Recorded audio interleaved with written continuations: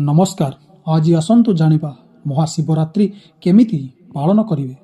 शिवरात्रिर पूर्व दिन सात्विकी भोजन खाई एक बार पालन करिवे एवं महाशिवरात्रि दिन सूर्योदय पूर्व स्नानादि कर्म सारी सूर्य को अर्घ्य अर्पण करिवे। संकल्प रखी व्रत आरंभ करिवे। परे शिव मंदिर को जाई अर्धवृत्ताकार भाव में परिक्रमा करी शिवलिंग को दर्शन कले महाप्रभु प्रसन्न हुअन्ति। एथि सहित अरख दुदुरा फूल बेलपत्र क्षीर भांग दीप धूप नैवेद्य दे ओं नमः शिवाय एवं महामृत्युंजय मंत्र जप करी प्रार्थना कले भगवान संतुष्ट हुअन्ति। संपूर्ण दिन उपवास करिवे एवं छोट पिला माने पणा एवं फल ग्रहण करिवा उचित। रातिरे घरे किंबा शिव मंदिर जाई दीप जाली महादीप दर्शन कले पुण्य अर्जन हुए।